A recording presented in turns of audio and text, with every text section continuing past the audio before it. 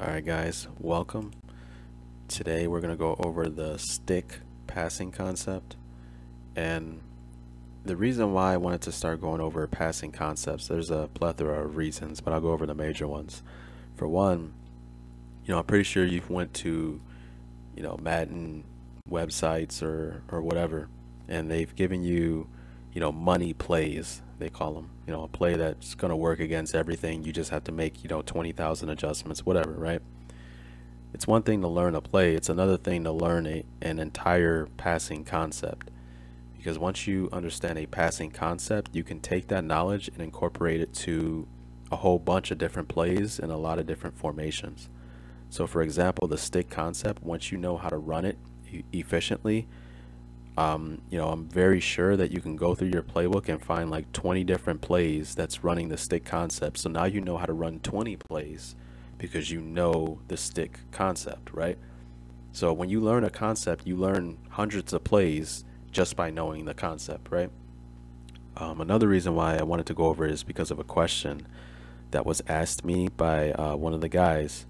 He asked me this question a couple of months ago, and I just missed the question. I didn't know that he asked.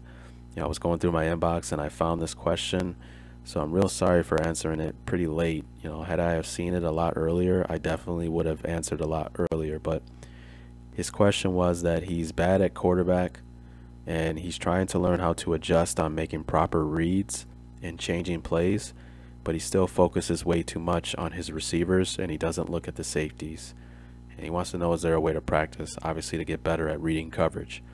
And my answer to that would be, don't get frustrated, man, when you throw interceptions and etc. You make the wrong read. There's a lot of different things you can do. One, record your games and then watch the specific instances where you did something right and watch the instances where you did something wrong. Okay, so you want to ID the problem specifically. Number two, it might be because you're not going to be that great at coverage reading, right? You may be a specific quarterback that's just not great at reading the entire field and understanding what's going on. So instead, you can still be very productive quarterback in a passing offense without having to have to read the coverage. Maybe you should start, you should introduce yourself to progression reading instead of coverage reading. And that's one of the things I think you'll get better at once you understand the passing concepts. And that's why, it's one of the other reasons why I wanted to do this. Okay, so progression reading would be more so you're not going to have to, ID the safety post snap and see what he's doing as much as you would in coverage reading. It may be more simple because you're just going to read 1 to 2 to 3. Is 1 open? No. Get your eyes to number 2. Is 2 open? No. Okay, look for number 3. Is 3 open? No. Throw it away. Okay, trust me, there's offenses that design their plays to roll with it that way, and you can get a quarterback who's not great at reading coverages, but he has a rocket arm and he understands the design of the offense, and he just progression reads and he's still able to make big plays and etc. Okay, so what we're going to do, we're going to look at the stick concept really quickly, and I have it on screen here.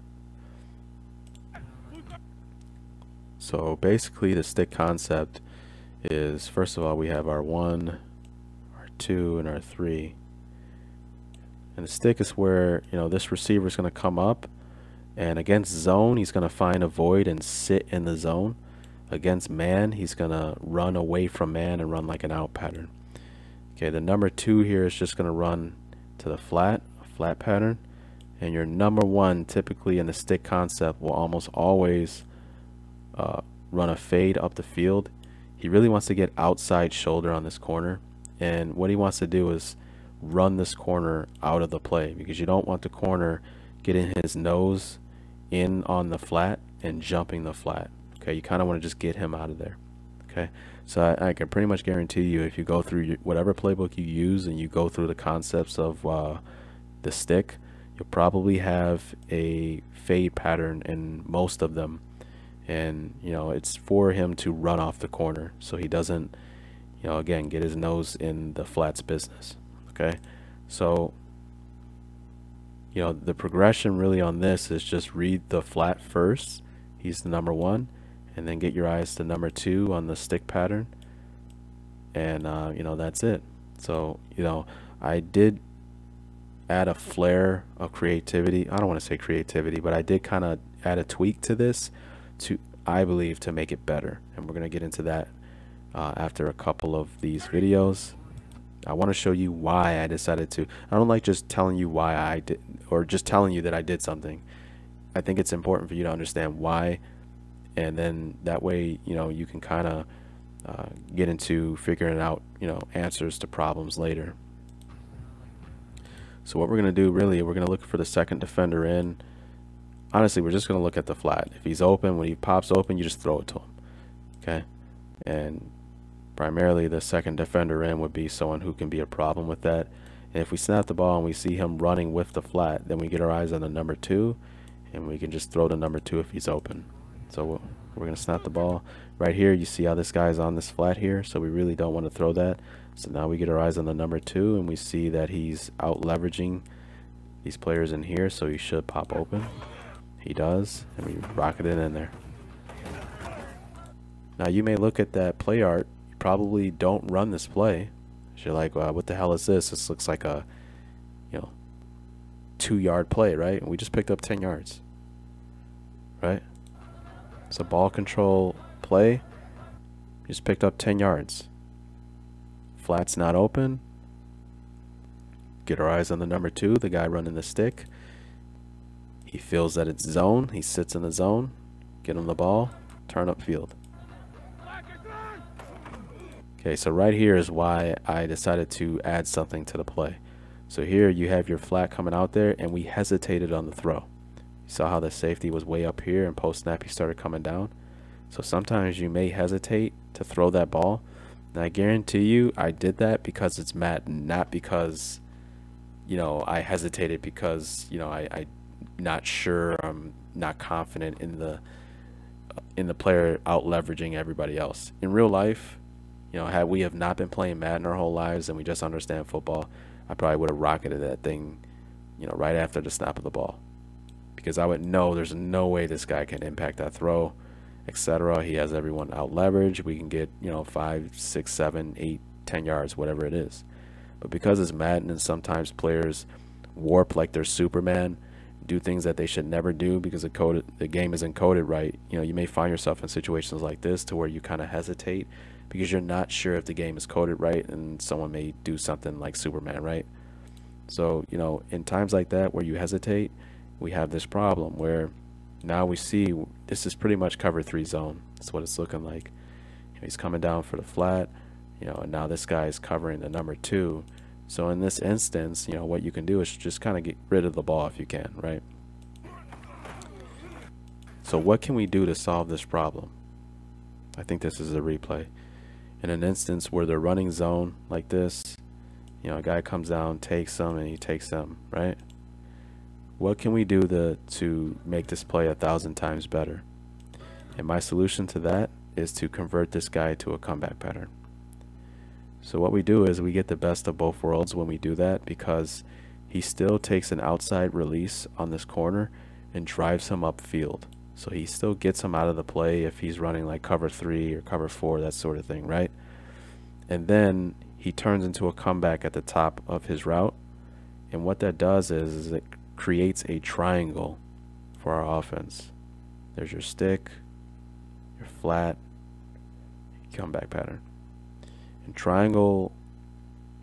triangle is very good against any zone defense, because what we're doing is we're horizontally stretching defenders and vertically stretching defenders. So for example, if there's a defender here at the stick and a defender here at the flat, we can throw the comeback, right? If there's someone at the comeback and someone at the flat, we can throw the stick, you know, and vice versa. You know, 2 defenders cannot cover 3. And in cover 3, this guy's just going to keep running and he's going to bail out of there because he doesn't want nothing to get behind him. So, you know, if your receiver runs any way of a halfway decent route, you know, when he runs a comeback, he wants to sell that he's running up the field. So you want to eat up a lot of grass and get this corner to bail out of there and turn and etc. and then you turn into your comeback pattern. So he shouldn't be able to impact the throw at all. He's kind of out of the play. So in that instance, if you have a flat player defending the flat and the third defender in comes in and he's kind of all over that stick pattern, then you can just throw the comeback pattern. So it's the best of both worlds. We run the corner off and we kind of complement the play just by turning this guy into a comeback pattern. So that's my suggestion. When you run the stick, I would suggest that you always turn this guy into a comeback pattern instead of the fade pattern, and that will help alleviate the issue that we saw in the last play. So that's what I do right here. Let's say the flat isn't open, we get our eyes on number 2, and we're just going to act like he's covered. So right now we couldn't throw the 2. We're going to act like this guy actually played a lot more on his hip, and then this is where you would say, okay, I got to go through to throw the comeback.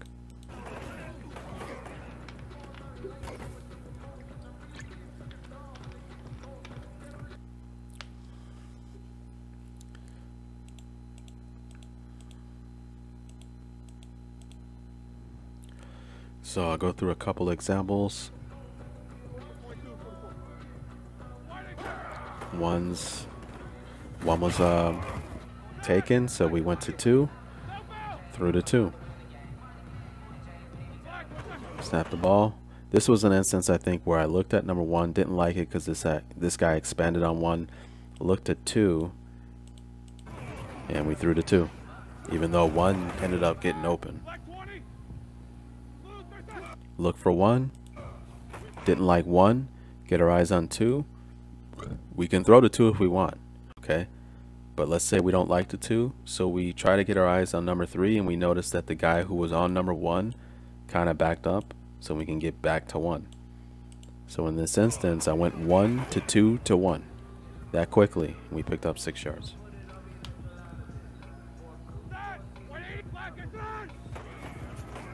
Didn't like 1, looked at 2, open, throw it to him. Now this is an instance where he doesn't run the sit pattern, he runs an out pattern because he senses that it's man-to-man coverage. So, being that this guy is man-to-man with him and he's man-to-man with him pre-snap, both of them are out leveraged. They're both inside, and both of our receivers are running outside patterns. So quite naturally, their patterns should open up based upon leverage alone, right? So when we snap the ball, we look at 1. You probably don't want to throw the flat in Madden. Again, this is a Madden issue, right? In real life, if this game was 100% simulated the way real football is played, this guy's open. You would be able to throw outside, throw him open, and he would be able to turn it upfield because this guy's kind of out leveraged, right? But I don't like to throw that in Madden. This guy seems to warp speed to catch up on the flat pattern even though he was out leveraged. So once I see and you sense that it's man-to-man coverage based on this guy running with them, again, progression read 1 to 2 to 3 will be the comeback. So we don't like 1, get our eyes on number 2, and we like the out pattern on this particular defender, and we can throw that out. There you go. So, if you have problems running coverage, reading the coverage, then maybe you should get more into just progression reads 1 to 2 to 3. And I think in order for you to get more into those, you really got to understand passing concepts, and the stick is one of them. Here's a stick play. So now we're going to go into our playbook, and this is what I mean by understanding the entire concept. So now we can find other formations that have the stick concept going, and we can run it from those formations. So that way, you give the defense a different look. It's not like you're running the same formation the entire game and then they pick up on it and then they play it perfectly. Now we're running the stick from a totally different formation. It looks nothing like the formation that we had before. And in this one, we have something to where the stick concept is being run from the 2 tight ends here. And we have our back who will motion out of the backfield outside. He will run the clear out route. The only problem with this is we can't convert him to a comeback pattern, but we can still run the same deal here. Look at 1. We could throw the 1 if we wanted to. I think I decided to go with the number 2 here.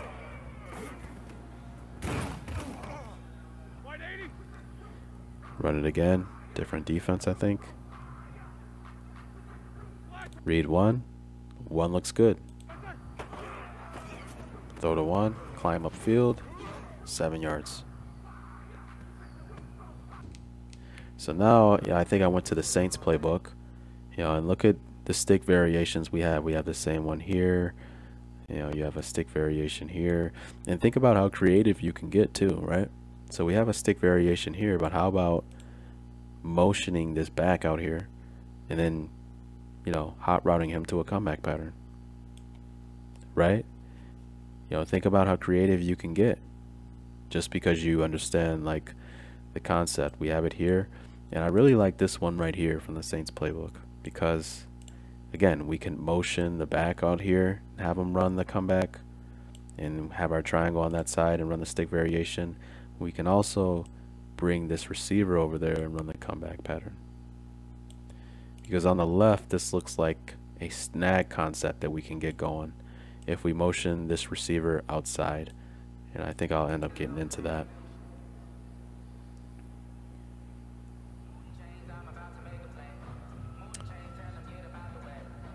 Don't know what I'm doing there.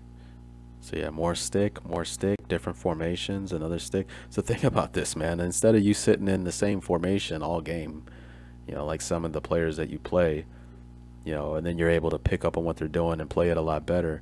Think about how more dangerous you'll be running the same concept at different times in the game from different formations. They'll never be able to pick up when you're going to run it. But you can confidently, see, when you know the passing concept, you can run a formation that you've never run before in your life, right? In a game where, you know, maybe you're playing for $15, who knows, or playing a tourney game, championship game for $800, you're in the championship game, and you want to run stick, and you pick this formation to run from. You've never run this formation before, but you'll feel confident in running it because the concept is the same and you understand the concept. That's how powerful knowing a concept really is, instead of just knowing a specific play, right? Look, more stick, more stick. Here we have 5 wide stick here. And here's the thing, you know, I'll get into this in later videos on concepts. You can have the stick concept on one side and then run a different concept on the other side. This is when you get a little bit more advanced. So you have like a progression read on this side, and maybe the one coverage that can present a major problem against your stick concept on this side, you provide an answer to that problem on the other side. So that way when you come out in a particular play, you will have an answer regardless of what your opponent is doing. So I think I went back to that play that I thought you can be creative with. Yeah. Look here, we can motion him over there. It's just so beautiful, right? So look at everything that we did. We were in a 2x2 set, right? He was originally here, and they were both stacked, I think. With the back here, he's a potential 3 for whatever side he goes to, right? And then we motioned him over here, and now it turns into trips.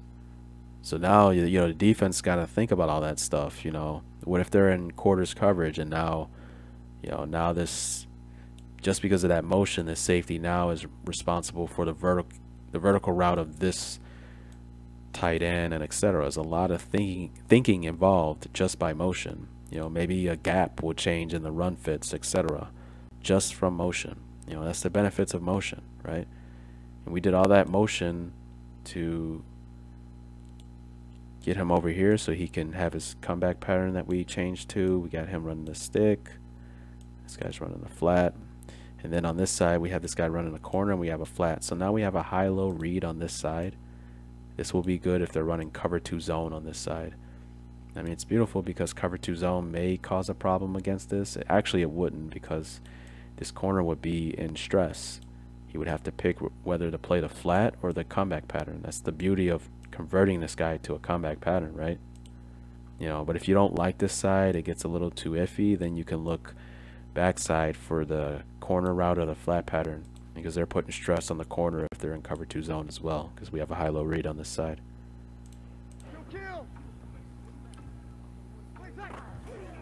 Look at one was open, went and threw it to him, 5 yards.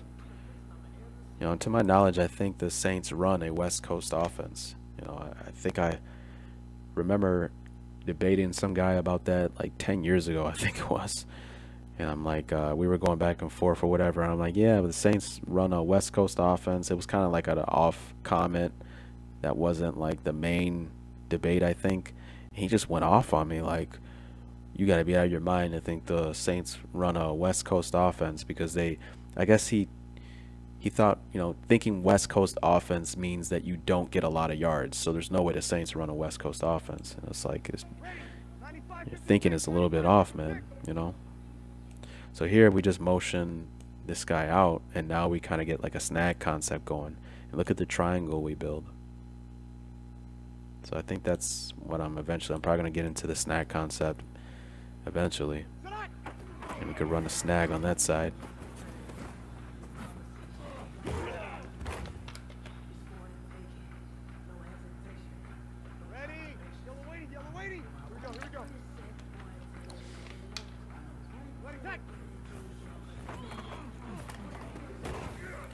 So I'm gonna leave it at that. But you know what? I wanted to show you this. So I went to another playbook. I went to the Patriots, and this is an example where you may incorporate one player may dictate which side of the field you will work. So do you see a stick concept here? Yeah, of course. We can, how about motioning this guy out so he can get into his flat pattern quicker? You don't have to, right? But this one little motion you'll see me do will change the entire dynamic of the play. So because we motion him out, look at, we can count the defenders on this side, 1 and 2, and we have 3 on this side. I should, you know, change him to a comeback. I don't think I did, but that's a mistake. So because, you know, we have 2 on the side and we have 3, then we should work this side of the field. So this motion, because the mic doesn't travel with that player, it tells us, okay, we can work this side of the field. So essentially with this play and this formation, the mic dictates which side we work. If he decides to travel with it, well, then that opens up all the space in the middle of the field to work this slant. So it's just one of the things. So we look flat to stick, went ahead and threw the stick, try the motion again, and you see how in this particular, whatever defense they have, he travels with them. So now it's 3 on 3 on this side. However, him vacating this area of the field due to the motion is now opened up for this slant to attack that area. And that's what I mean by complementing your offense with plays on the backside that, I mean, think about the problems we can present a defense. You know, motion again, he moves out, so now we're working the 2 receiver side with the slant. You know, and that's what building an offense is all about. Motion them out. So which side of the field you think we should work over here? Obviously we should work this side of the field, because now they have severe leverage issues, right? Because they're mugging the line of scrimmage here, and they only have 1 receiver here. I mean, if I would have converted him to a comeback, which I should, I don't think I did because I'm just showing this example. I mean, there's no way they would be able to defend what we got going on this side. It would be criminal to try to work this side of the field based upon the leverage here. So I'll leave it at that. This video was the stick concept, and you know, again, to my buddy who sent that email, you know, if you're struggling with coverage reads, you know, I would highly suggest that you start looking into learning these passing concepts like stick. I'll get into some more to where you're really just reading, you know, your progressions. So you're going flat to stick, and then maybe to the comeback we throw in there, you know, 1 to 2 to 3, right? And if you don't like those reads, maybe you can hang in the pocket a little bit more. Maybe one will open up, etc. You know, and just get rid of the ball, you know.